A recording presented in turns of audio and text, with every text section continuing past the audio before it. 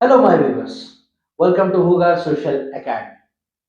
We are on the topic called Freedom Struggle, chapter number 18 from the history of class 10 standard, state board or Karnataka state board. Dear viewers, we are on the edge, we are on the end of the topic where we are going to learn about how the partition of India took place. Till now, in our previous sessions which were being held, last near about 11 sessions of this chapter, Freedom Movement. The purpose of making this 11 sessions is only because the chapter is quite very big to make you to understand cleanly about the topic.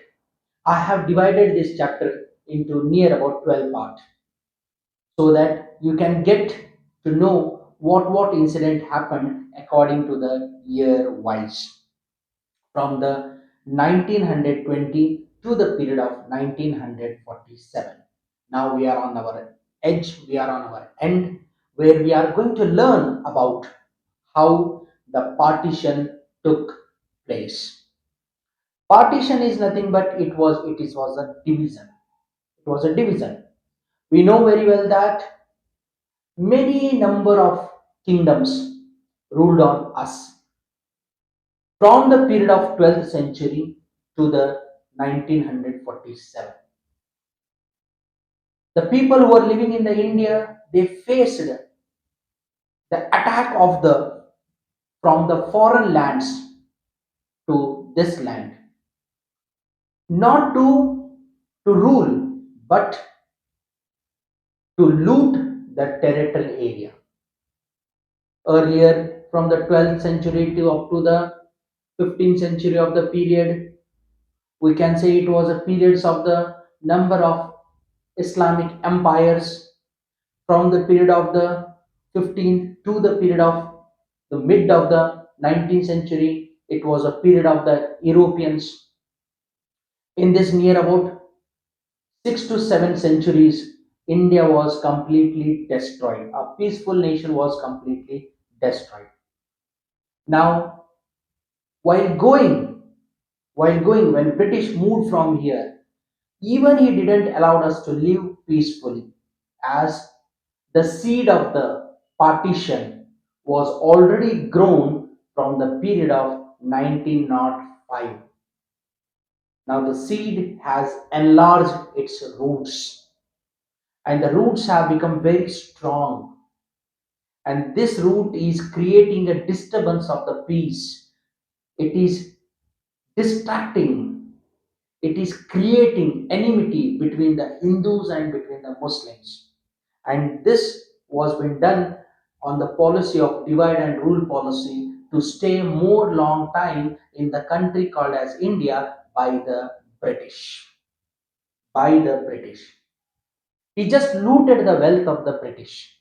He didn't, he was didn't, nor he was totally in a favor of Indians. He just wanted to rule, just wanted to loot how much it can be looted. This is the reason Dadabhai Naroji expressed about a drain theory, that how the wealth of the Indian is being drained, dragged by the British or by the England. Dear viewers, we will today understand how the partition of India took place.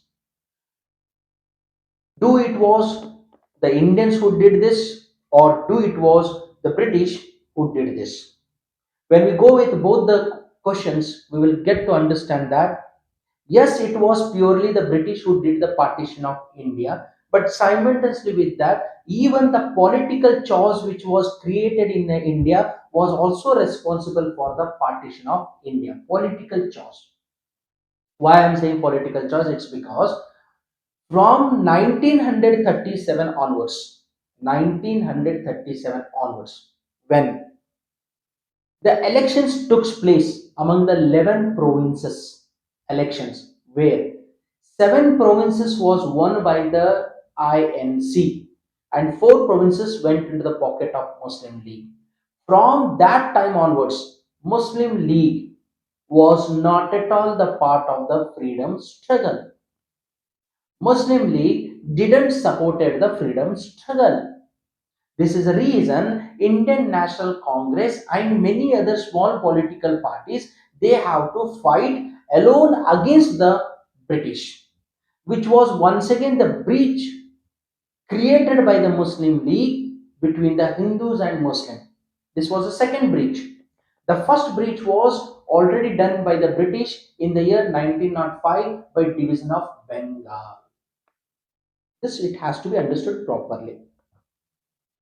Now, this bridge which has been created in the year 1940 at the Lahore Convention, in the year 1940 at the Lahore Convention, the Muslim League leader called Muhammad Ali Jinnah, Muslim League leader called Muhammad Ali Jinnah, right? He says that Hindus and Muslims can't live together, which created more damage among the unity of the Hindus and Muslims. This political party called as a Muslim League was nothing but indirectly it was a supporter of whom? Supporter of the British, we can say, because its participation has become very, very less. And here we are in the period of 1939 to 1945 when World War II is going on. Okay, one side the World War is going on where British, without informing or without consulting to the political leaders, they already announced that India is a part of the World War on the behalf of the British. This is the reason we moved with the Quit India movement, right?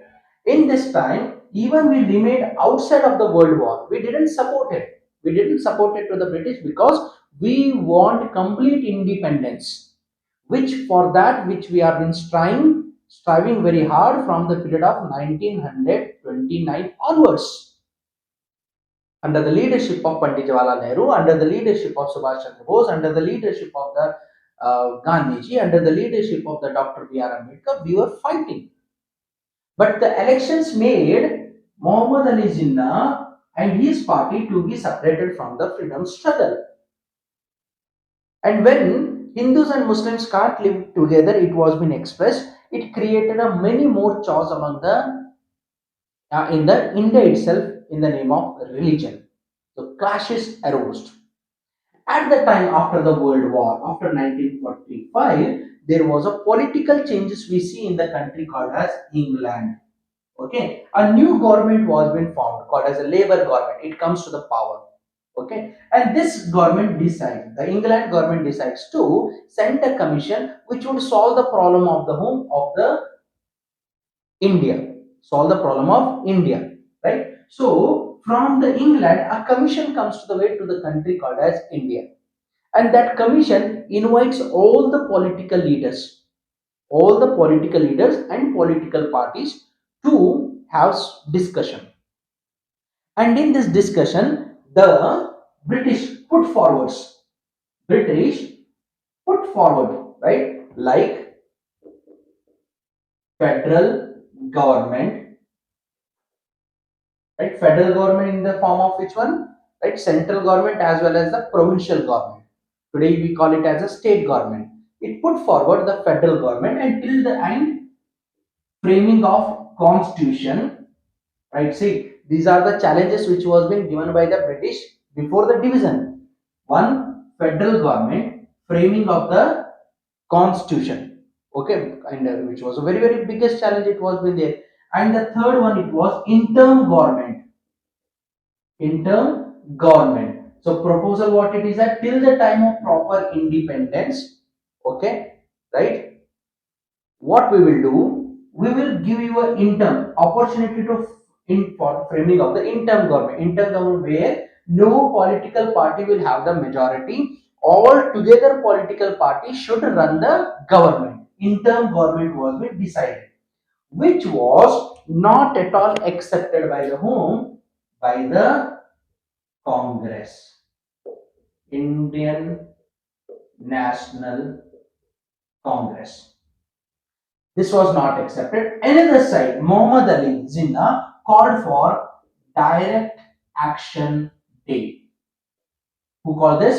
Muhammad Ali Jinnah.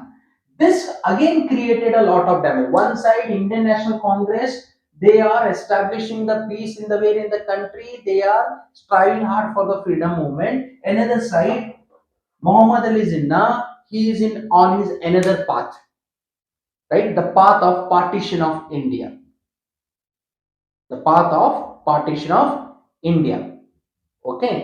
Now, direct action day created once again the disunity become between the whom between the Hindus slash between the Muslims, and lot of clashes, bloodshed. We have seen that. Now, when it was out of control, right? And even why it was out of control, because England, who was in the World War, now he is not even capable to run the administration of the country called as India. He was only in the mind of what, to loot the wealth, how much it is possible. It was out of control, and every corner of the India, it was related to the revolt against the British for the freedom, which paved the path that now it was decided by the British government to send whom? To send Lord Mountbatten to India.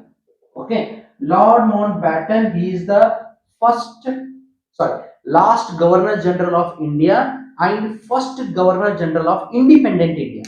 Last Governor General of India and first Governor General of Independent India. Okay, Lord Mountbatten. And Lord Mountbatten also, what he does, he calls all the political parties and discusses with him and conveys the message of the British government that soon India will be given dominant status.